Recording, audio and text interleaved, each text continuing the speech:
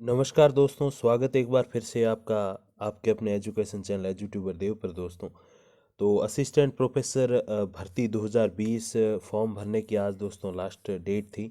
I hope कि आपने form fill कर दिया होगा। और फॉर्म फिल से संबंधित आपके बहुत सारे क्वेश्चंस थे और मैंने हर एक क्वेश्चन को दोस्तों जो है अपनी तरफ से बेस्ट आंसर करने की, बेस्ट रिप्लाई करने की कोशिश की है।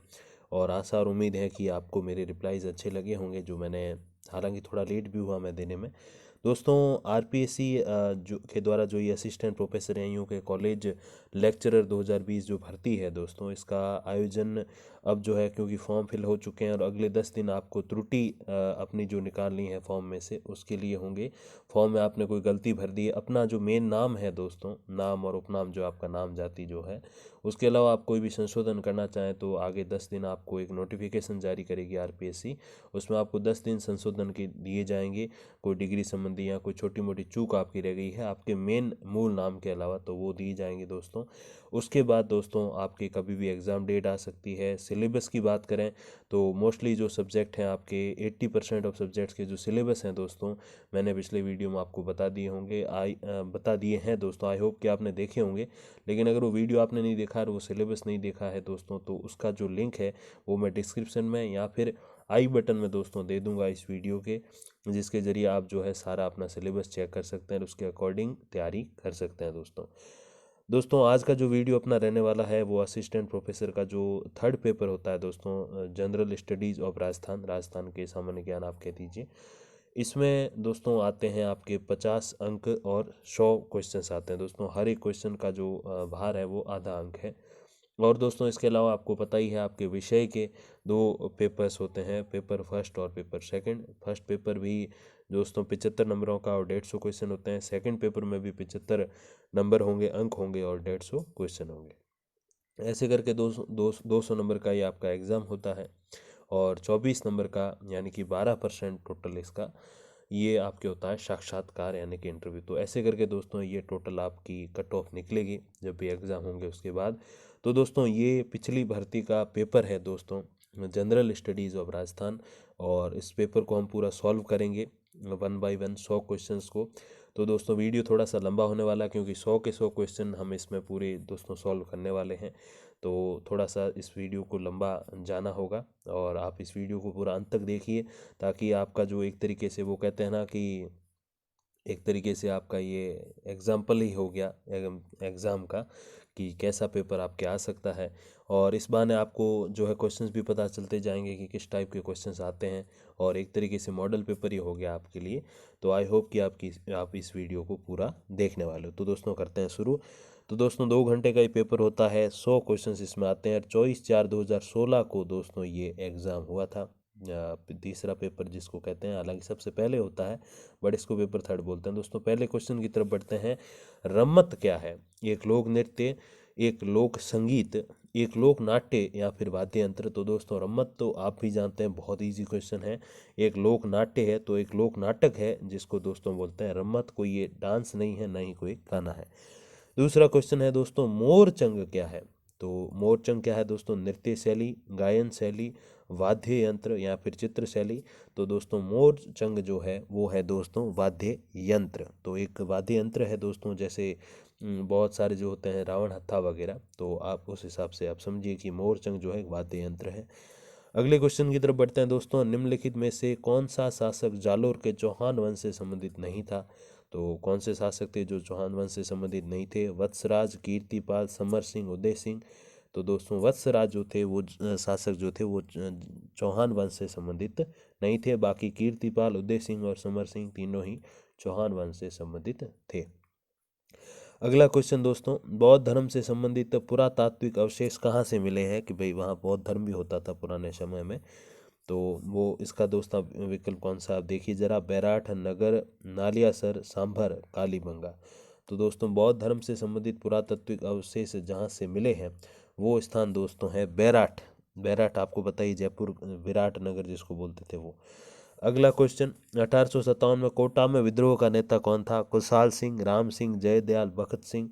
तो दोस्तों काफ़ी फेमस ये क्वेश्चन है 1857 का कोटा का, और जो अपने पाली हुआ का, ये क्वेश्चंस काफ़ी आते रहते हैं एग्जाम्स में। तो दोस्तों इसका जो सही विकल्प है आपका वो है जय दयाल। तो कोटा में विद्रोह का जो नेता था दोस्तों वो जय दयाल था। आगे बढ़ते हैं दोस्तों, क्वेश्चन नंबर 6। कौन सा मेला वर्ष में 2 बार आयोजित होता है? बाणगंगा, श्री महावीर जी, कैला देवी या फिर करणी माता। तो करणी माता बीकानेर दोस्तों देशनोक जो मंदिर है वो, वहाँ पे जो मेला लगता है दोस्तों वर्ष में 2 बार। इनको देवी जो है दोस्तों, इनको चूहों की देवी भी कहा जाता है, करणी माता जी को। आगे बढ़ते हैं दोस्तों, 7वां क्वेश्चन है, बीकानेर के मथेरण समुदाय के संबंध में दिए गए निम्नलिखित कथनों को सावधानी से पढ़िए। तो मथेरण समुदाय दोस्तों काफ़ी अलग क्वेश्चन। बीकानेर चित्रशैली के विकास में इनका प्रचुर योगदान है। महाराजा अनूप सिंह के काल में मथेरण समुदाय को संरक्षण मिला। माफ कीजिएगा। मथेरण विशेषकर शासकों के व्यक्तिगत चित्र उकेरने के लिए जो है जाने जाते हैं, जो इनका काम है। मथेरण जो अपने आप को महात्मा भी कहते हैं, ये एक जैन समुदाय है। तो दोस्तों इनमें से कौन से कथन सही हैं? तो जो 4 कथन है दोस्तों, इनमें से कौन से सही हैं? तो दोस्तों केवल 1 और तीसरा, केवल 1 दूसरा और तीसरा, केवल दूसरा और तीसरा। तो दोस्तों ये सभी कथन जो है वो सत्य हैं, यानी कि जो मथेरण समुदाय है बीकानेर का, वो बीकानेर चित्रशैली के विकास में योगदान रखते हैं। महाराजा अनूप सिंह के काल में मथेरण समुदाय को संरक्षण मिला था, तो उनके संरक्षित किए हुए, तो ये भी सही है।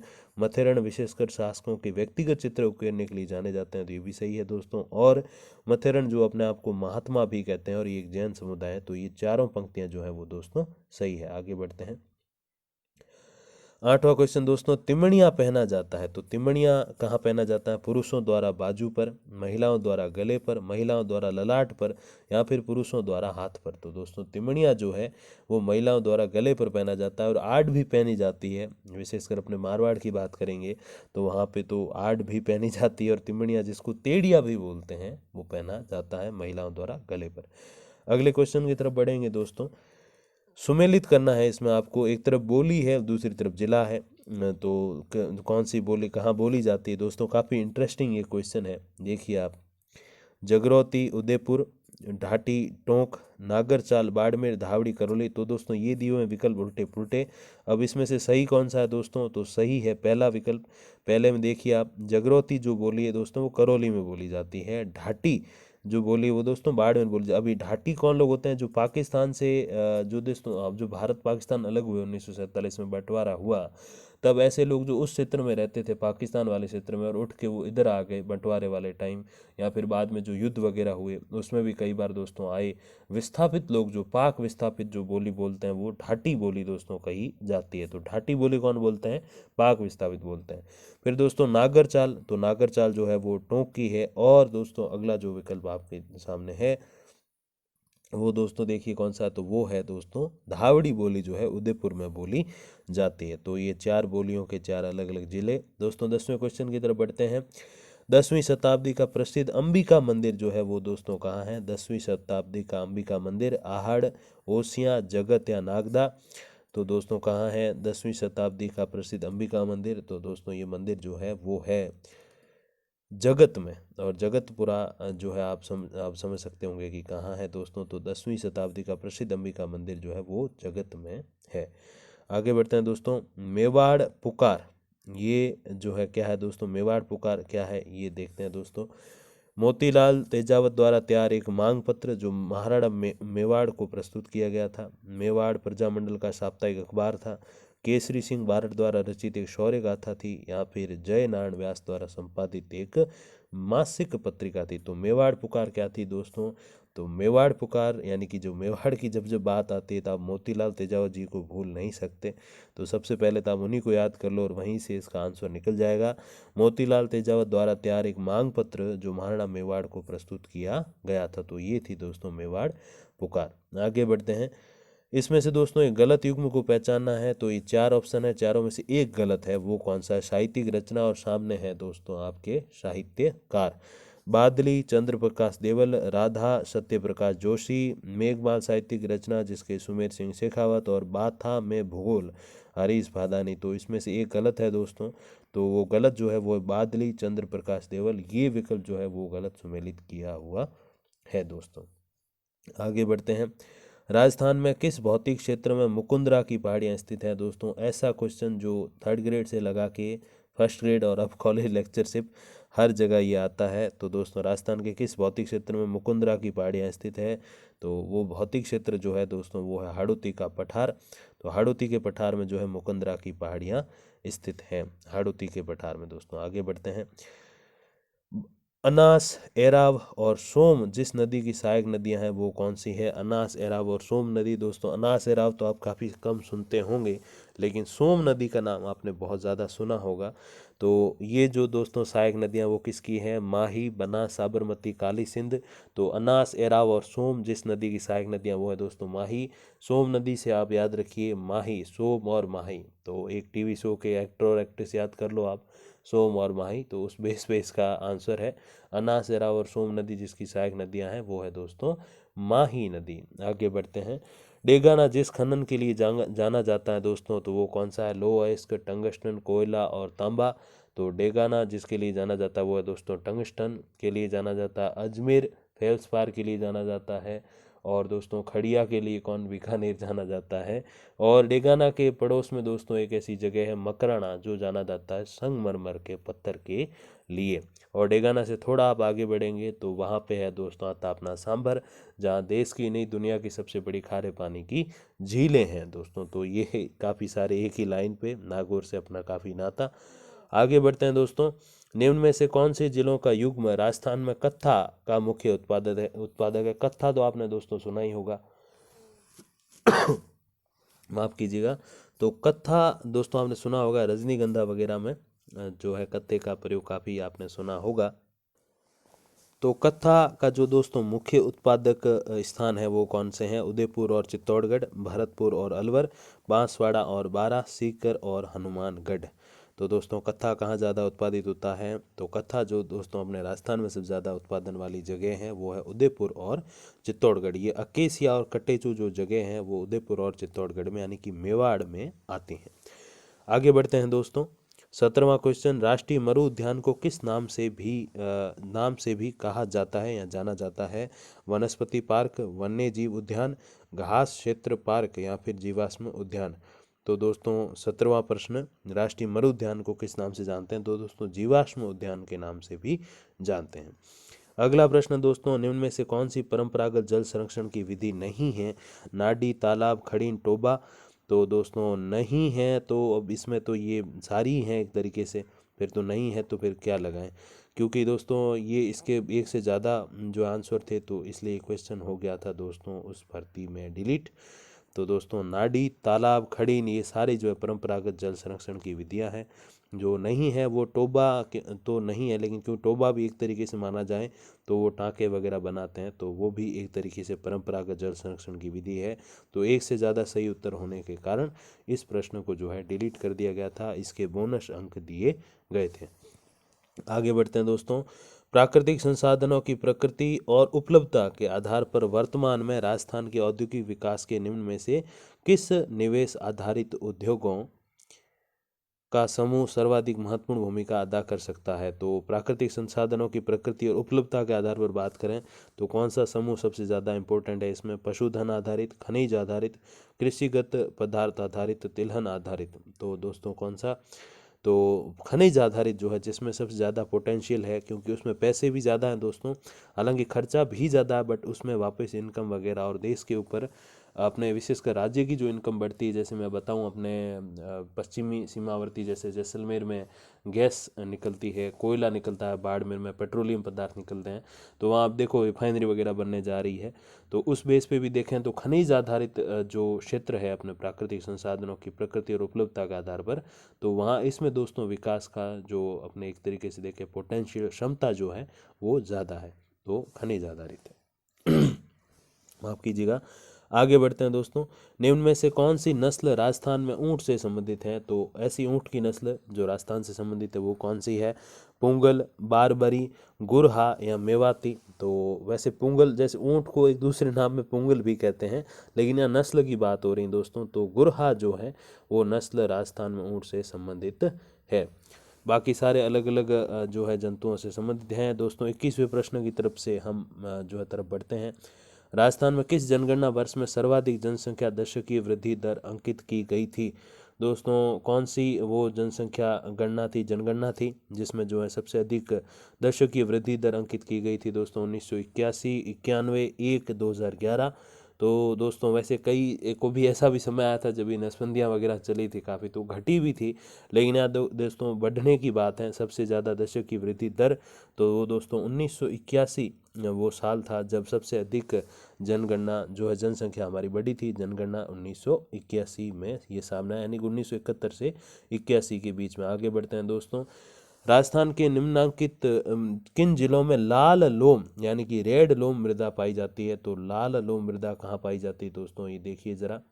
उदयपुर, कोटा, भीलवाड़ा, अजमेर, बांसवाड़ा, डूंगरपुर या फिर जयपुर और दौसा। तो सबसे अधिक जहाँ पे जो लाल लोम यानी कि रेड लोम मृदा जो पाई जाती है दोस्तों, वो पाई जाती है बांसवाड़ा और डूंगरपुर में। तो बांसवाड़ा डूंगरपुर में ये लाल मिट्टी ज़्यादा पाई जाती है। आगे बढ़ते हैं।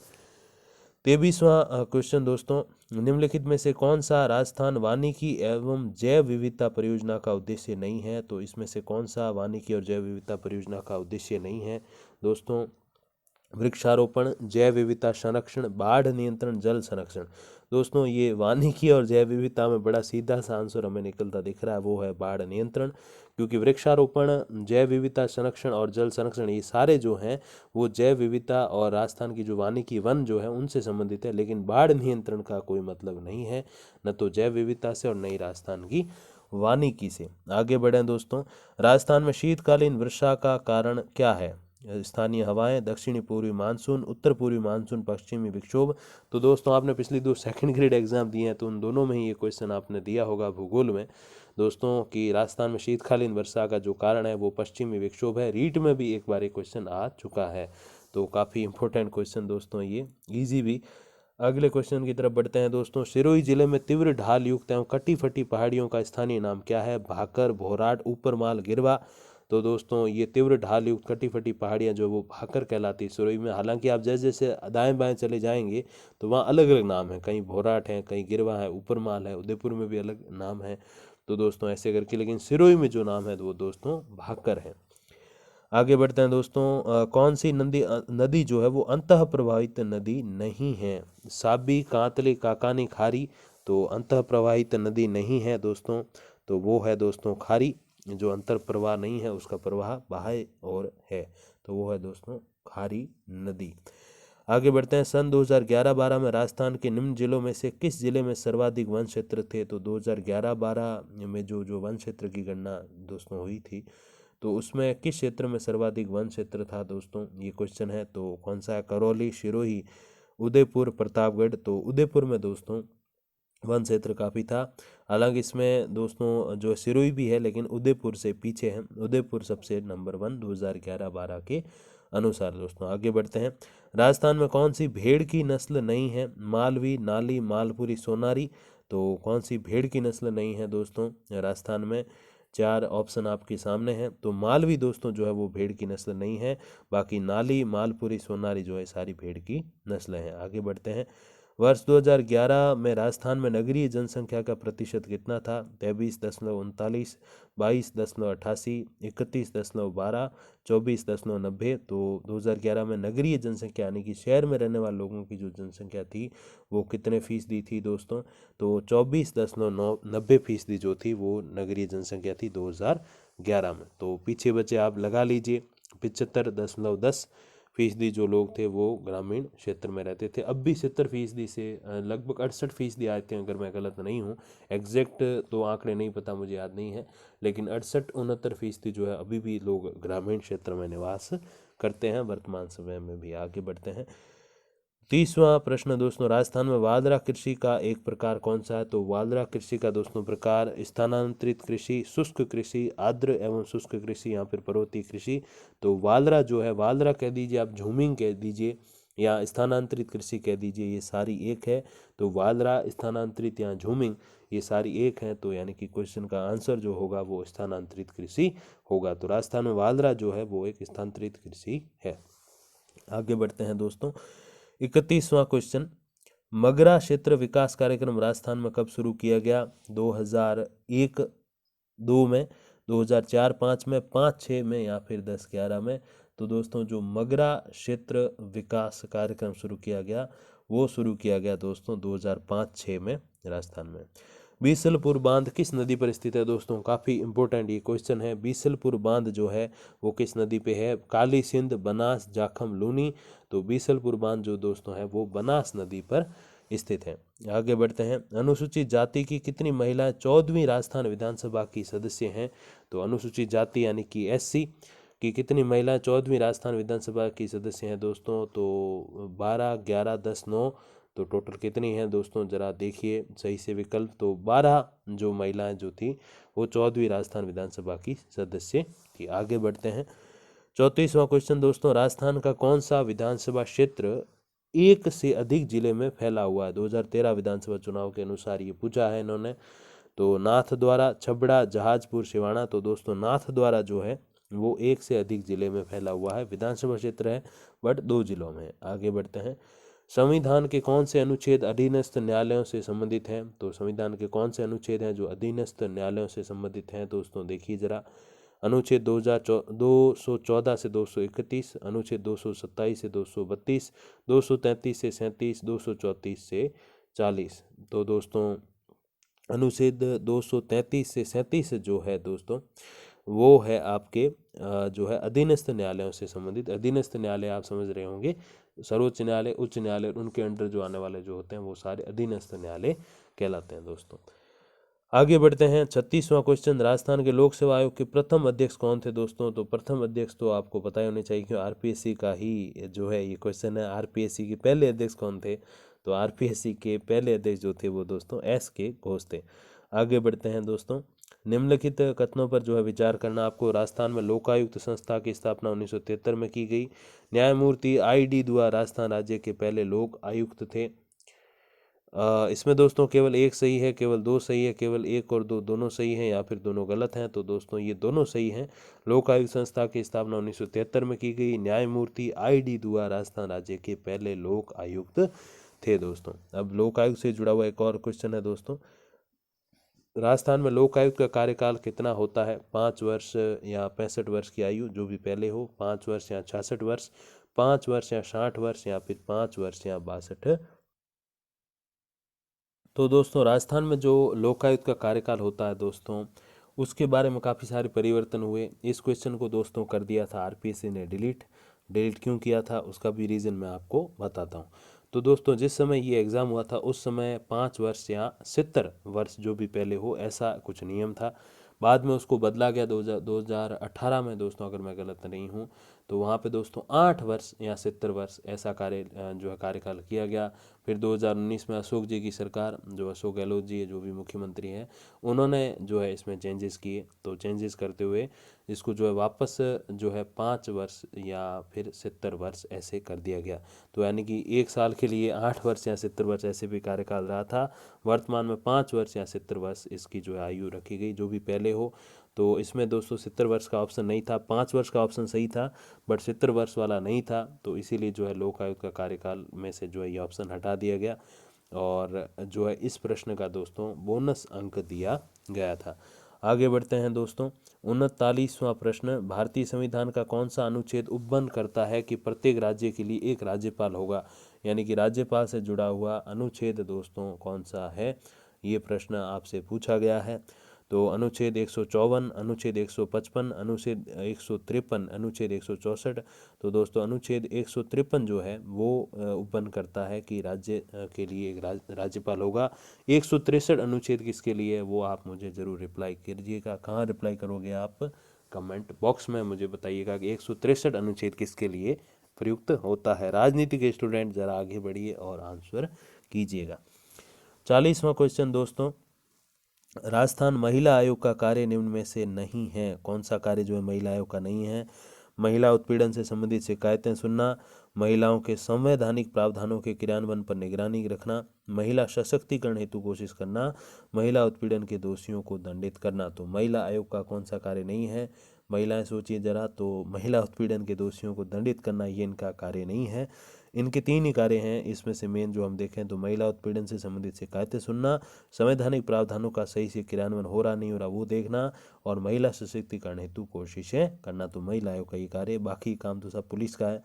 41वें क्वेश्चन की तरफ बढ़ेंगे दोस्तों। राजस्थान में छावनी बोर्ड की स्थापना कहाँ की गई है? तो छावनी से तो आपको नसीराबाद, छावनी, अजमेर याद आना चाहिए।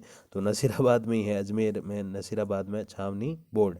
माउंट आबू, जोधपुर, बाड़मेर में नहीं है। आगे बढ़ते हैं।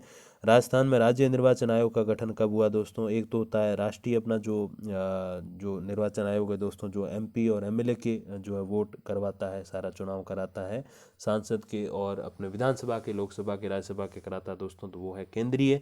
और दूसरा राज्य निर्वाचन आयोग जो अपने पंचायती राज के जो है, जैसे ग्राम पंचायत के, पंचायत समितियों के, जिला परिषद के सारे जो वोटिंग होती जो अब हुई थी कुछ महीने या पिछले महीने आप समझिए, तो ये जो है दोस्तों करवाता है अपना राज्य निर्वाचन आयोग। अब क्वेश्चन ये है कि इसकी स्थापना कब हुई? 1994 में इसकी स्थापना हुई थी। काफ़ी लेट दोस्तों। आगे बढ़ते हैं। निम्नलिखित में से कौन सी पंचायत समिति एम पावर परियोजना की लाभार्थी नहीं है? तो इसमें से कौन सी पंचायत समिति है जहाँ एम पावर का कोई लाभ नहीं मिलता? बायतू, आबू रोड, सांचौर, बिलाड़ा। तो कौन सी पंचायत समिति है दोस्तों? जो बिलाड़ा पंचायत समिति है उसको एम पावर का लाभ वहाँ पे नहीं मिलता है। अगले क्वेश्चन की तरफ बढ़ेंगे दोस्तों। 14वीं राजस्थान विधानसभा की कार्य संचालन परामर्शदात्री समिति के अध्यक्ष कौन हैं? 14वीं राजस्थान विधानसभा, तो उसके परामर्शदात्री जो समिति है उसके अध्यक्ष दोस्तों कौन है? तो वो है कैलाश चंद्र मेघवाल जी। आगे बढ़ते हैं दोस्तों। 14वीं विधानसभा में राजस्थान के किस जिले से सर्वाधिक महिला एमएलए निर्वाचित हुई हैं? तो कौन सा जिला है जहाँ से सबसे ज़्यादा महिला एमएलए यानी कि विधायक निर्वाचित हुई? तो दोस्तों वो है अपना गंगानगर जिला। आगे बढ़ते हैं दोस्तों। 46वां क्वेश्चन। विधानसभा चुनाव में अस्पष्ट बहुमत के कारण राजस्थान में राष्ट्रपति शासन कब लागू किया गया?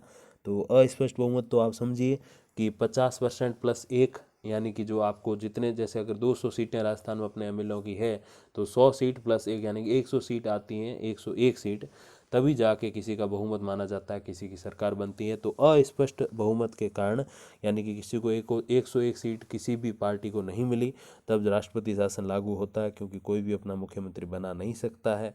तो दोस्तों ऐसा अस्पष्ट बहुमत जो है वो कब मिला था? 1977, 1980, 1967, 1992। तो दोस्तों अस्पष्ट बहुमत जो मिला था 1967 में मिला। आगे बढ़ते हैं दोस्तों। Question number 47। निम्नलिखित में से कौन राजस्थान विधानसभा के प्रथम गैर कांग्रेसी अध्यक्ष थे? तो मोस्टली क्योंकि कांग्रेस की सरकारें बनी राजस्थान में और अपने इंडिया में, तो पहले गैर कांग्रेसी अध्यक्ष कौन बने दोस्तों? गोपाल सिंह, शांतिलाल चपलोत, हरिशंकर भाबड़ा या लक्ष्मण सिंह। तो पहले गैर कांग्रेसी अध्यक्ष दोस्तों कौन बने? तो लक्ष्मण सिंह जो थे वो पहले गैर कांग्रेसी अध्यक्ष राजस्थान विधानसभा के बने थे। आगे बढ़ते हैं दोस्तों। राजस्थान में 31 मार्च 2016 तक पंचायत समितियों की कुल संख्या कितनी है? 302, 295, 276 या 273। तो 31 मार्च 2016 तक पंचायत समितियों की जो टोटल संख्या थी वो थी 295। आगे बढ़ते हैं दोस्तों। राजस्थान में आखिरी बार जब राष्ट्रपति शासन लगाया गया तो यहाँ के राज्यपाल कौन थे जब आखिरी बार लगाया गया दोस्तों राष्ट्रपति शासन? वसंतराव पाटिल, एम चन्ना रेड्डी, रघुकुल तिलक या फिर देवी प्रसाद चट्टोपाध्याय। तो आखिरी बार जब राष्ट्रपति शासन लगा था तो उस टाइम जो राज्यपाल थे दोस्तों वो थे एम चन्ना रेड्डी। आगे बढ़ते हैं दोस्तों। 50वां क्वेश्चन। किस विधानसभा चुनाव में राजस्थान विधानसभा की सदस्य संख्या 184 से बढ़ाकर 200 कर दी गई थी? तो वो कौन सा विधानसभा का चुनाव था दोस्तों जहाँ 184 से बढ़ा के 200 की गई और वर्तमान में भी 200 ही है? तो दोस्तों वो था छठा विधानसभा चुनाव, न कि चौथा, पांचवा और सातवां। तो छठे विधानसभा चुनाव में 184 से 200 एमएलए की सीटें कर दी गई थी राजस्थान विधानसभा में दोस्तों। आगे बढ़ते हैं क्वेश्चन नंबर 51 की ओर। राजस्थान में किस वर्ष में एकीकृत जल ग्रहण विकास कार्यक्रम आरंभ हुआ था? तो दोस्तों कौन सा साल था वो? 1974, 1977, 1989 या फिर 1999। तो कौन सा वर्ष था जहां पर जल ग्रहण विकास कार्यक्रम शुरू हुआ था? तो दोस्तों वो वर्ष था 1989 का।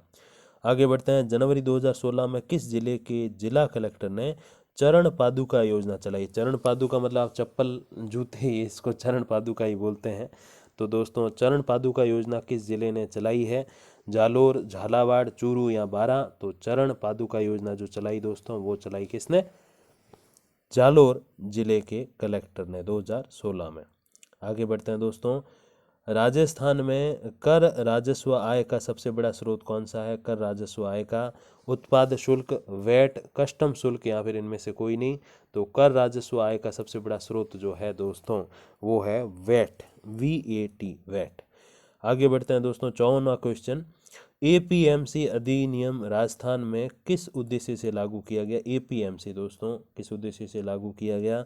निर्यात को सुविधा देने के लिए, आयात को सुविधा देने के लिए, कृषि उत्पादों के विपणन को सुविधा देने के लिए या फिर कृषि उत्पादकता बढ़ाने के लिए। तो APMC अधिनियम जो लागू किया गया दोस्तों, वो कृषि उत्पादों के विपणन को सुविधा देने के लिए लागू किया गया। आगे बढ़ते हैं। वर्ष 2014-15 में राजस्थान के स्थिर मूल्यों 2004-5 पर GSDP में सेवा क्षेत्र का योगदान कितना था? तो दोस्तों 2014-15 में स्थिर मूल्यों में GSDP में सेवा क्षेत्र का जो योगदान था दोस्तों, वो था आपके 50%। आगे बढ़ते हैं। वर्ष 2016-17 के लिए राजस्थान राज्य का अनुमानित राजकोषीय घाटा GSDP का जो है कितना फीसदी है? तो राजकोषीय घाटा जो है वो GSDP का कितना फीसदी है दोस्तों? देखिए जरा, 3.50%, 2.99%, 8.29% या फिर 9.90%। तो वो है दोस्तों 2.9%, जो 9.9% यानी कि 2.99% जो है GSDP के परसेंटेज में है। कौन सा? अनुमानित राजकोषीय घाटा। आगे बढ़ते हैं दोस्तों। राजस्थान में माफ कीजिएगा, राजस्थान में ऊर्जा की धारित शक्ति में ताप ऊर्जा का लगभग अनुपात कितना दोस्तों? ताप ऊर्जा का जो अनुपात ऊर्जा की धारित शक्ति यानी कि ऊर्जा की जो टोटल पावर है, उसमें दोस्तों ताप ऊर्जा का अनुपात जो है कितना है? ताप ऊर्जा का दोस्तों अनुपात जो है वो 60% है। बाकी 40% में बाकी जो ऊर्जा के संसाधनों से जिनसे ऊर्जा प्राप्त होती है वो है दोस्तों। तो 60% जो है ऊर्जा का अनुपात है किसमें? राजस्थान में ऊर्जा की जो धारित शक्ति है उसमें। 58वां क्वेश्चन दोस्तों, पशुपालन सहित 2014-15 में राजस्थान राज्य के शुद्ध सकल घरेलू उत्पाद में कृषि का योगदान कितना था दोस्तों? तो ये क्वेश्चन हो चुका था डिलीट, क्योंकि इसमें से चारों में से कोई विकल्प सही नहीं था। आगे बढ़ते हैं दोस्तों। विश्व बैंक की report ease of doing business 2015, ease of doing business 2015 के अनुसार राजस्थान का क्रमांक भारत देश के अंदर कौन सा था दोस्तों? 2015 की जो ease of doing business report थी उसके अनुसार विश्व बैंक जिसको जारी करता है, तीसरा, छठा, नौवां, 11वां। तो दोस्तों छठा स्थान था ईज ऑफ डूइंग जो रैंकिंग थी उसके अनुसार वर्ल्ड बैंक जो जारी करता है दोस्तों। आगे बढ़ते हैं। राजस्थान में पशुधन के लिए निःशुल्क दवा योजना कब शुरू की गई? पशुधन के लिए निःशुल्क दवा योजना 2012 में, 2008 में, 2015 में या फिर 2006 में। तो पशुधन के लिए फ्री दवा योजना जो शुरू की गई दोस्तों, वो शुरू की गई 2012 में। आगे बढ़ते हैं दोस्तों। 61वां क्वेश्चन, राजस्थान में ऊर्जा विकास प्राधिकरण की स्थापना कब हुई? रूडा जिसको बोलते हैं। तो रूडा की दोस्तों स्थापना कब हुई? 1982, 1983, 85 या फिर 1993। तो RUDA यानी कि राजस्थान ऊर्जा विकास अभिकरण की स्थापना 1982 में हुई थी। आगे बढ़ते हैं दोस्तों। 62वां क्वेश्चन, उदय योजना का उद्देश्य क्या है? उदय योजना का उद्देश्य क्या है? जैसे उज्ज्वला योजना जो है वो रसोई गैस से संबंधित है, ठीक वैसे उदय योजना का संबंध क्या है दोस्तों, वो देखते हैं। विद्युत वितरण कंपनियों को वित्तीय स्थिरता देना, सौर ऊर्जा का विकास करना, पवन ऊर्जा का विकास करना या फिर बायो ईंधन का विकास करना। तो उदय योजना का दोस्तों क्या जो है तात्पर्य है उदय योजना का? तो उदय योजना का दोस्तों तात्पर्य है विद्युत वितरण कंपनियों को वित्तीय स्थिरता देना। अब विद्युत वितरण कंपनियां कौन सी है? अपने राजस्थान में 3 है सरकारी, अजमेर विद्युत वितरण निगम लिमिटेड, जयपुर विद्युत वितरण निगम लिमिटेड और जोधपुर विद्युत वितरण निगम लिमिटेड। JVNNL और JVVNL और जो अपने जोधपुर विद्युत वितरण निगम लिमिटेड, और जयपुर का है अपने JDVNLL दोस्तों है, और अजमेर का जो है वो फिर अजमेर विद्युत वितरण निगम लिमिटेड यानी कि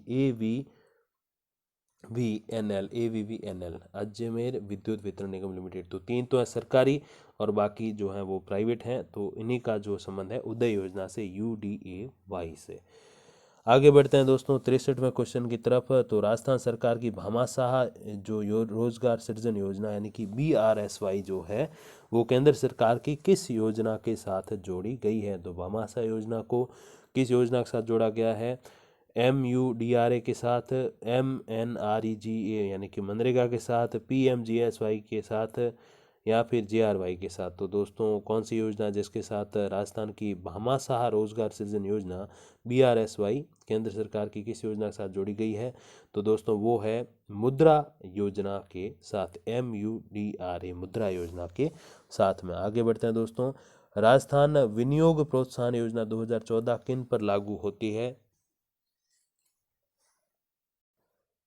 नए और वर्तमान के उद्यमी जो नए उद्योग स्थापित करने के लिए विनियोग कर रहे हैं, वर्तमान उद्यमी जो उद्योग विस्तार के लिए विनियोग कर रहे हैं, बीमार उद्योग को पुनः उत्थान के लिए विनियोग कर रहे हैं, या फिर वे ये सभी दोस्तों। तो राजस्थान विनियोग प्रोत्साहन योजना 2014 जिन पे लागू होगी वो है दोस्तों ये सभी, यानी कि नए और वर्तमान के उद्यमी जो नए उद्योग स्थापित कर रहे हैं वो, वर्तमान व्यापारी जो नया जो व्यापार शुरू करना चाहते हैं वो, और बीमार उद्योग जो पुनः उत्थान के लिए विनियोग कर रहे हैं वो। तो सारे इसमें जो है प्रोत्साहन योजना में आते हैं। आगे बढ़ते हैं 65वां क्वेश्चन दोस्तों, राजस्थान में निर्मल ग्राम पुरस्कार योजना किस उद्देश्य से शुरू की गई?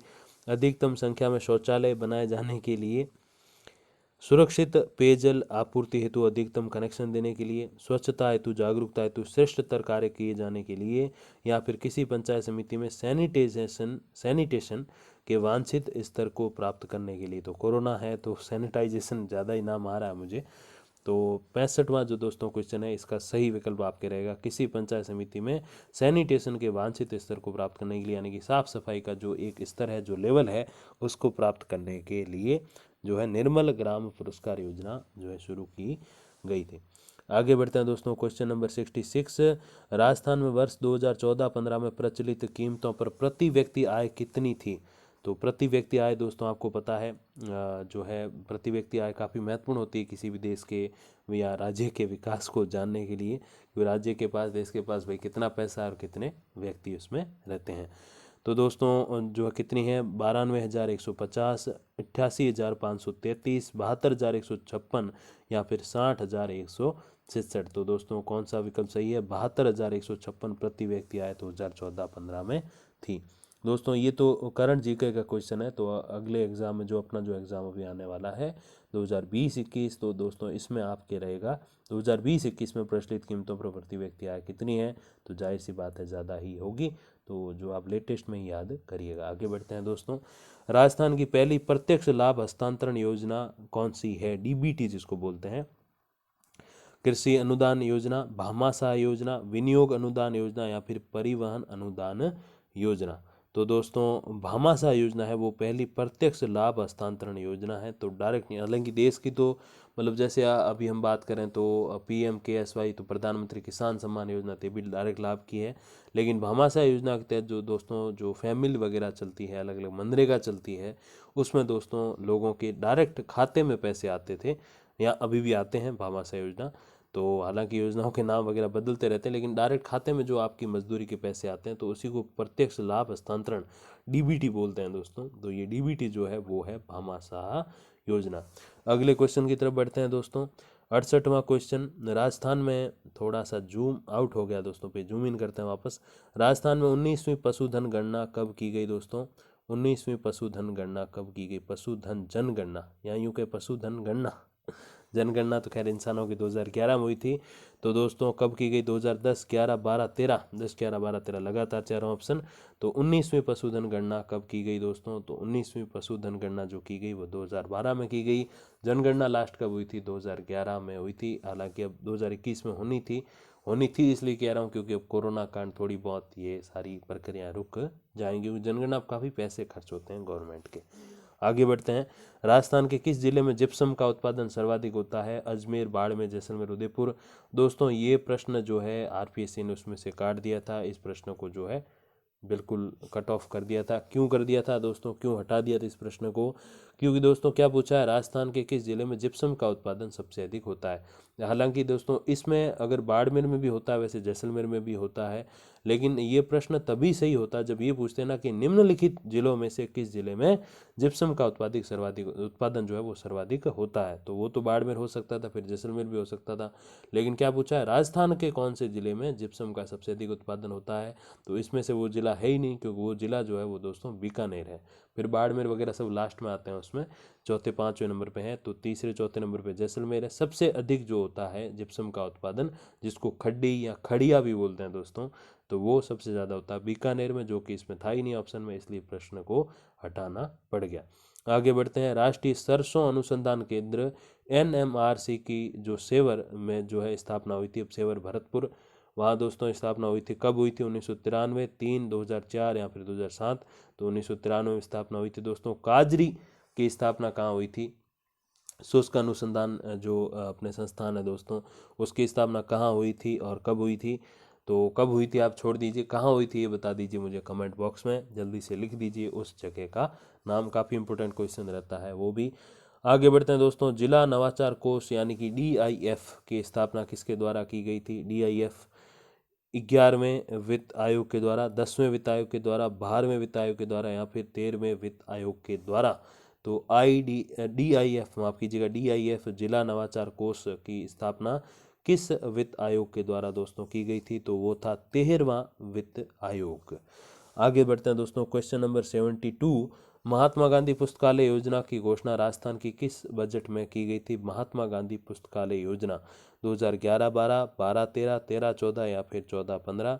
तो महात्मा गांधी पुस्तकालय योजना की जो घोषणा राजस्थान की जिस बजट में की गई थी दोस्तों, वो बजट था 2013-14 का।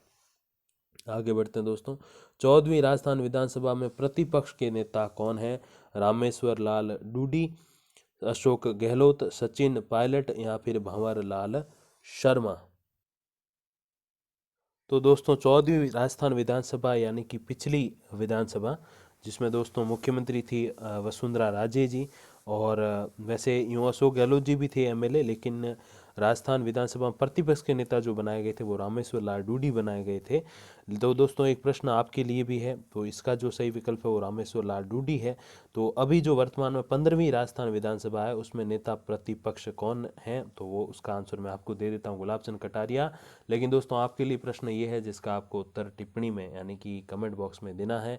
तो वो है प्रश्न आपके लिए दोस्तों, विधानसभा के वर्तमान राजस्थान विधानसभा के उप नेता प्रतिपक्ष, नेता प्रतिपक्ष तो गुलाब चंद कटारिया, उप नेता प्रतिपक्ष कौन है? वो आप अपना आंसर कमेंट बॉक्स में मुझे बताइएगा। आगे बढ़ते हैं दोस्तों। राजस्थान का केंद्रीय विश्वविद्यालय किस जिले में अवस्थित है? तो राजस्थान में सेंट्रल यूनिवर्सिटी भी है, वो दोस्तों कहाँ आई हुई है? जोधपुर, अजमेर, उदयपुर, बांसवाड़ा। तो जहाँ पे महर्षि दयानंद सरस्वती यूनिवर्सिटी आई हुई है वहाँ पे आपके केंद्रीय विश्वविद्यालय आया हुआ है दोस्तों। वो जगह आपको पता है, अजमेर, जहाँ फेल्स बार ज़्यादा निकलता है। आगे बढ़ते हैं दोस्तों।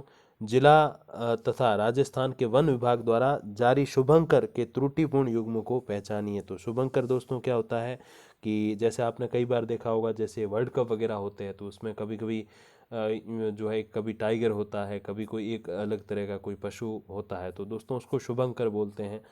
और ये जो होते हैं दोस्तों एक तरीके से वो कहते हैं ना, मेमोराइज करने के लिए, उस फंक्शन को मेमोराइज करने के लिए बनाए होते हैं। तो जिला तथा राजस्थान के वन विभाग द्वारा जारी शुभंकर के त्रुटिपूर्ण युग्मों को पहचानना है आपको। बहुत ही कठिन प्रश्न है ये। अजमेर खरमोर पक्षी, भरतपुर सारस क्रेन, दौसा मगर जालोर भालू। तो कहाँ कौन से होते हैं उस बेस पे जो है आपको पहचानना है दोस्तों। भूगोल का ये बहुत ही गहराई वाला क्वेश्चन है। तो दौसा मगर ये त्रुटिपूर्ण है, बाकी अजमेर में खरमोर पक्षी, भरतपुर का सारस क्रेन और जालोर में क्योंकि थोड़े बहुत पहाड़ियाँ भी हैं सिरोही साइड, तो वहाँ भालू। तो ये सारे जुड़ रहे हैं, या दौसा का मगर जो है ये जुड़ नहीं रहा। माफ कीजिएगा दोस्तों। आगे बढ़ते हैं क्वेश्चन नंबर 76 की तरफ। 16वीं लोकसभा में राजस्थान से निर्वाचित महिला सदस्यों की संख्या कितनी है? तो पहले MLO का भी पूछा था, अभी MP का पूछ रहे हैं दोस्तों। तो 16वीं लोकसभा में राजस्थान से निर्वाचित महिला सदस्यों की जो संख्या है दोस्तों, वो है आपके कितने हैं दोस्तों? ओनली 1 एंड ओनली, तो 1। आगे बढ़ते हैं दोस्तों। Question number 77। केंद्र सरकार की स्मार्ट सिटी योजना के प्रथम दौर में चयनित राजस्थान के 2 नगर दोस्तों जो है वो कौन से हैं? देखिए जरा क्वेश्चन को ध्यान से। अजमेर एवं जयपुर, जयपुर एवं उदयपुर, उदयपुर एवं जोधपुर और जोधपुर एवं बीकानेर। तो दोस्तों इसमें से कौन सा विकल्प सही है? जो केंद्र सरकार की स्मार्ट सिटी योजना है उसमें राजस्थान के दो, पहला दौर जो है उसमें राजस्थान के दो जो शहर जोड़े गए हैं दोस्तों, वो कौन से हैं?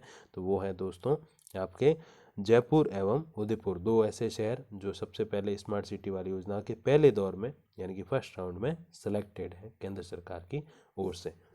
आप आगे बढ़ते हैं दोस्तों। क्वेश्चन नंबर 78, 2015 में भारत रूस का संयुक्त सैन्य अभ्यास कहाँ हुआ था? बाड़मेर, बीकानेर, जैसलमेर, जोधपुर। तो भारत रूस का संयुक्त सैन्य अभ्यास दोस्तों जो हुआ था वो हुआ था बीकानेर में। आगे बढ़ते हैं। संगठन जिसे वन विकास एवं वन्य जीव सुरक्षा की श्रेणी में वर्ष 2015 का अमृता देवी बिश्नोई पुरस्कार दिया गया, तो वो कौन सा संगठन दोस्तों है? चारों ऑप्शन देख लेते हैं दोस्तों, आपके सामने है। जलधारा विकास संस्थान भीलवाड़ा, वन विकास संस्थान प्रतापगढ़, ग्राम वन सुरक्षा एवं प्रबंध समिति सूरजगढ़, या फिर आदिवासी वन विकास संस्थान माउंट आबू। तो इसमें से वो एक दोस्तों संस्था या संगठन जिसे वन विकास एवं वन्य जीव सुरक्षा की श्रेणी में 2015 का अमृता देवी बिश्नोई पुरस्कार दिया गया था, तो वो है दोस्तों जलधारा विकास संस्थान भीलवाड़ा को ये पुरस्कार प्रदान किया गया था दोस्तों। आगे बढ़ते हैं। राजस्थान राज्य बजट 2016-17 में नया तकनीकी विश्वविद्यालय यानी कि टेक्निकल यूनिवर्सिटी कहाँ स्थापित की जाने प्रस्तावित है दोस्तों? काफ़ी इंपॉर्टेंट क्वेश्चन और करंट जीके का बहुत शानदार क्वेश्चन ये। जयपुर, झालावाड़, उदयपुर, बीकानेर। तो 2016-17 में जो नया तकनीकी विश्वविद्यालय स्थापित किया जाना प्रस्तावित है वो है दोस्तों बीकानेर में। आगे बढ़ते हैं दोस्तों। शगुन चौधरी का संबंध निशानेबाजी को किस स्पर्धा से है? तो निशानेबाजी के अलग अलग स्पर्धा होती, कंपटीशन होते हैं, तो शगुन चौधरी का संबंध इसमें से किसमें है? 10 metre air rifle, 50 metre pistol, double trap, 25 metre pistol. तो दोस्तों शगुन चौधरी का संबंध जो है वो किससे है? तो 10 मीटर एयर राइफल से संबंधित है उस समय की, क्योंकि ये भी एक तो करंट अफेयर्स ही आपके हो गए। आगे बढ़ते हैं दोस्तों। क्वेश्चन नंबर 82, थोड़ा सा वैसे अगेन पेज हो गया जूम आउट दोस्तों, आप जूम इन करते हैं। नंद घर योजना के बारे में निम्नलिखित में से कौन से या कौन सा कथन जो है वो सत्य है या सत्य है भी हो सकते हैं, वो एक से ज़्यादा भी हो सकते हैं सही। तो दोस्तों कौन सा? अनाथ बच्चों को घर प्रदान करना इस योजना का मुख्य उद्देश्य है। ये योजना आंगनवाड़ी केंद्रों के संचालन में सामुदायिक सहभागिता बढ़ाने हेतु शुरू की गई है नंद घर। इस योजना के तहत एकल कामकाजी महिलाओं को बच्चों की देखभाल हेतु पालना गृह खोले जा रहे हैं। तो दोस्तों कौन सा विकल्प सही है? तो इसमें दोस्तों विकल्प जो सही है दोस्तों वो है आपका माफ कीजिएगा दूसरा दोस्तों। यह योजना आंगनवाड़ी केंद्रों के संचालन में सामुदायिक सहभागिता बढ़ाने हेतु प्रारंभ की गई है। तो तीसरा जो सही उत्तर चुनिए, सही उत्तर में जो तीसरा जो आपने दिया ऑप्शन उसके अंदर जो 2 यानी कि दिया हुआ दोस्तों रोमन भाषा में, तो वो सही है विकल्प, यानी कि ये योजना जो है वो आंगनवाड़ी केंद्रों के ही एक तरीके से भाग है जिसमें सामुदायिक सहभागिता बढ़ाने हेतु प्रारंभ की गई है। तो वहाँ पर जो लोग रहते हैं वो उसमें सहयोग करें उन योजनाओं को, आंगनवाड़ी की योजनाओं को चलाने, तो उसको नंद घर बोलते हैं दोस्तों। है ये आंगनवाड़ी केंद्र ही मेन बेसिकली आप देखें तो। अगला क्वेश्चन दोस्तों, जितेंद्र राय गोयल कौन है? जितेंद्र राय गोयल बड़ा सा नाम दोस्तों कौन है? देखिए जरा। अध्यक्ष राजस्थान सूचना आयोग, अध्यक्ष राजस्थान राज्य अन्य पिछड़ा वर्ग आयोग, अध्यक्ष Rajasthan chambers of commerce and industries, या फिर इनमें से कोई नहीं। तो दोस्तों जितेंद्र राय गोयल जो हैं वो हैं दोस्तों अध्यक्ष राजस्थान राज्य अन्य पिछड़ा वर्ग आयोग यानी कि ओबीसी आयोग जो है राजस्थान का, उसके अध्यक्ष कौन? जितेंद्र राय गोयल उस समय के। आगे बढ़ते हैं दोस्तों। संसदीय सचिव 31 मार्च 2016 को तथा उनके प्रतिनिधित्व वाले विधानसभा क्षेत्र के त्रुटिपूर्ण युग्म को पहचानना है आपको दोस्तों। इसमें सुरेश सिंह रावत पुष्कर, विश्वनाथ मेघवाल गुड़ामालानी, जितेंद्र कुमार गोठवाड़ खंडार, भैरा राम चौधरी ओसियां। तो इनमें से दोस्तों कौन सा गलत है? संसदीय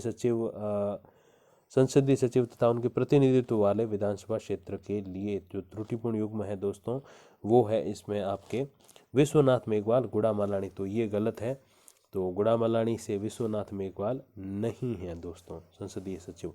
आगे बढ़ते हैं। ऑपरेशन शरद हवा का संबंध दोस्तों किससे है? ऑपरेशन शरद हवा थल सेना से, वायुसेना से, केंद्रीय रिजर्व पुलिस फोर्स से, या फिर सीमा सुरक्षा बल से। तो दोस्तों ये सीमा सुरक्षा बल से संबंधित है। सीमा सुरक्षा बल यानी कि बीएसएफ, बॉर्डर सिक्योरिटी फोर्स, उससे संबंधित है ऑपरेशन शरद हवा। जो अगले क्वेश्चन तरफ हम लोग बढ़ते हैं दोस्तों। राजस्थान में नए जिलों के गठन के प्रस्तावों पर विचारार्थ उच्च स्तरीय समिति के अध्यक्ष कौन हैं? आदर्श किशोर, मीनाक्षी हुजा, परमेश चंद्र या फिर रवि माथुर। तो राजस्थान में नए जिलों के गठन के प्रस्तावों पर जो उच्च स्तरीय समिति विचारार्थ है दोस्तों, उसके अध्यक्ष जो थे दोस्तों वो थे परमेश चंद्र। आगे बढ़ते हैं 87 नंबर क्वेश्चन दोस्तों। महाराणा मेवाड़ फाउंडेशन द्वारा साल 2017 में हकीम खान सूर पुरस्कार किसे दिया गया था? हकीम खान सूर पुरस्कार दोस्तों राहुल केवल को, रवीश कुमार को, प्रसून जोशी को या फिर देवीलाल पालीवाल को। तो महाराणा मेवाड़ फाउंडेशन द्वारा 2016 में हकीम खान सूर जो पुरस्कार दिया गया वो दिया गया दोस्तों प्रसून जोशी को। आगे बढ़ते हैं, प्रथम संविधान दिवस कब मनाया गया दोस्तों? काफ़ी इंपोर्टेंट क्वेश्चन और रीट से भी एक जुड़ा हुआ क्वेश्चन है, क्योंकि रीट में भी ये माफ़ कीजिएगा राजनीति वाला जो पोर्शन है ये रीट में भी होता है, ये क्वेश्चन भी आता है काफ़ी बार। तो दोस्तों देखते हैं इस क्वेश्चन का आंसर क्या है। 26 जनवरी 1950, 26 जनवरी 2016 को प्रथम संविधान दिवस, 26 नवंबर 2015 को या फिर 26 नवंबर 1949 को। दोस्तों बहुत ईजी इसका आंसर है माफ़ कीजिएगा दोस्तों। तो पहला संविधान दिवस जो मनाया गया वो मनाया गया दोस्तों 26 नवंबर 2015 को, 26 नवंबर 2015 को। हालांकि वो संविधान दिवस जो पहला जो था वो तो दोस्तों था ही, लेकिन जो मनाया जाने की बात है कि उस दिन से हम स्टार्ट कर रहे हैं मनाना, तो वो है दोस्तों 26 नवंबर 2015 को। आगे बढ़ते हैं दोस्तों, क्वेश्चन नंबर 89। अनुसूचित क्षेत्रों के अलावा राजस्थान में जिला परिषद सीट पर चुनाव लड़ने वाले प्रत्याशियों के लिए कौन सी शैक्षणिक योग्यता अनिवार्य कर दी गई है?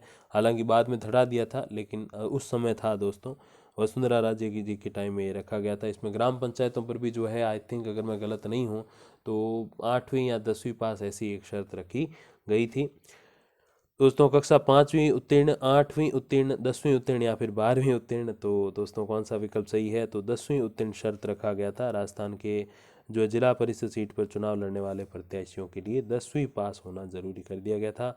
हालांकि इसमें वसुंधरा राजे जी ने जो है इसमें पूर्व मुख्यमंत्री जो थी उन्होंने एक और भी रूल जोड़ा था, घर पे शौचालय होने चाहिए, 2 बच्चों से ज़्यादा नहीं होने चाहिए, 10वीं या 8वीं पास होने चाहिए। तो बहुत सारी चीज़ें थी, बट अब वो सारी अशोक जी ने हटा दी है। आगे बढ़ते हैं, हाल ही में दक्षिण ऑस्ट्रेलिया के साथ राजस्थान सरकार ने कौन से समझौते पर हस्ताक्षर किए हैं? दक्षिणी ऑस्ट्रेलिया के साथ यानी कि साउथ ऑस्ट्रेलिया के साथ कौन से समझौते पर हस्ताक्षर किए? व्यापार समझौता, सिस्टर स्टेट समझौता, सांस्कृतिक आदान प्रदान समझौता, पर्यटन समझौता। तो दोस्तों किस समझौते पर हस्ताक्षर किए हैं? देखिए जरा माफ़ कीजिएगा, सिस्टर स्टेट समझौते पर दोस्तों हस्ताक्षर हुए हैं। सिस्टर स्टेट समझौते पर ऑस्ट्रेलिया और दक्षिण ऑस्ट्रेलिया और राजस्थान सरकार के बीच में। दोस्तों 91वें क्वेश्चन की तरफ बढ़ते हैं। निम्नलिखित में से राजस्थानी भाषा के किस लेखक को साहित्य अकादमी पुरस्कार 2015 माफ़ कीजिएगा 2015 साहित्य अकादमी पुरस्कार दिया गया? तो वो कौन है दोस्तों? अंबिका दत्त चतुर्वेदी, अर्जुन देव चारण, मधु आचार्य आशावादी या फिर नंद भारद्वाज। तो इनमें से जो महान विभूति जो हैं वो हैं दोस्तों मधु आचार्य आशावादी। मधु आचार्य आशावादी उनको दोस्तों जो है 2015 का लेखक 2015 की ऐसे लेखक जिनको साहित्य अकादमी पुरस्कार दिया गया था। अगले क्वेश्चन की तरफ बढ़ते हैं दोस्तों। किस देश की हॉकी अकादमी के साथ राजस्थान राज्य क्रीड़ा परिषद यानी कि जो खेल परिषद है उसकी हॉकी अकादमी ने उच्च स्तरीय कोचिंग के लिए नवंबर 2015 में MOU यानी कि मेमोरेंडम ऑफ अंडरस्टैंडिंग पर हस्ताक्षर किए? तो MOM दोस्तों MOU एक्चुअल में MOU आपने सुना होगा, बहुत सारे जब टेंडर वगैरह दिए जाते हैं, ठेके दिए जाते हैं तो MOU पे भी हस्ताक्षर करवाए जाते हैं। तो ऑस्ट्रेलिया, इंग्लैंड, नीदरलैंड, जर्मनी। तो दोस्तों वो है नीदरलैंड्स। तो नीदरलैंड्स की जो हॉकी अकादमी है यानी कि हॉकी एकेडमी के साथ राजस्थान क्रीड़ा परिषद यानी कि खेल परिषद की हॉकी अकादमी ने ये उच्च स्तरीय कोचिंग के लिए एक MOU साइन किया है दोस्तों। आगे बढ़ते हैं, 93वां क्वेश्चन दोस्तों। राजस्थान में अशोक का अभिलेख कहाँ से प्राप्त हुआ है? दोस्तों इतिहास पढ़ा है तो उनको खैर पता ही होगा, बहुत इजीली इसका आंसर वो दे पाएंगे। बर्डली, बरनाला, बैराठ, बुचकला। तो बैराठ, जैसे मैंने शुरुआती क्वेश्चन में भी बताया था। निम्नलिखित में से राजस्थान के किस स्थान पर सोमेश्वर मंदिर स्थित है? तो सोमेश्वर मंदिर कहाँ है दोस्तों? किराड़ू बाड़मेर, ओसियां जोधपुर, आभानेरी दौसा, चंद्रावती झालावाड़। तो सोमेश्वर भगवान जी का जो मंदिर है वो अपने किराड़ू बाड़मेर में है और यहाँ से दोस्तों एक कथा भी काफ़ी प्रचलित है किराड़ू से संबंधित कि अगर रात को कोई वहाँ रुक जाए तो वो पत्थर का बन जाता है, क्योंकि वहाँ पहले ऐसे ग्रामीण वगैरह थे जो पत्थर के बन गए थे। तो दंत किंवदंतियाँ वहाँ काफ़ी प्रचलित हैं। 95वें क्वेश्चन की तरफ बढ़ते हैं दोस्तों। निम्नलिखित में से राजस्थान का कौन सा सैंधव स्थल घग्गर नदी के किनारे स्थित है?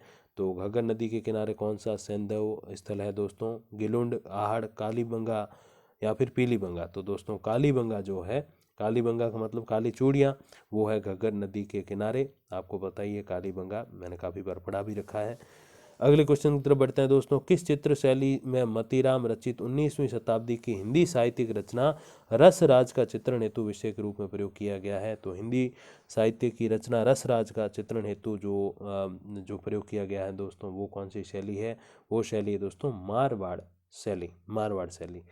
आगे बढ़ते हैं दोस्तों। नेजा क्या है? रामदेव जी की पंचरंगी पताका, तलवार के समान एक आयुध, देवता का चढ़ावा या मंदिर का गर्भगृह? तो नेजा क्या है दोस्तों? नेजा जो है वो रामदेव जी की पंचरंगी पताका जो होती है, 5 रंग के कपड़े लगे होते हैं उसमें, तो वो रामदेव जी की जो पंचरंगी पताका है दोस्तों वो है नेजा। आगे बढ़ते हैं।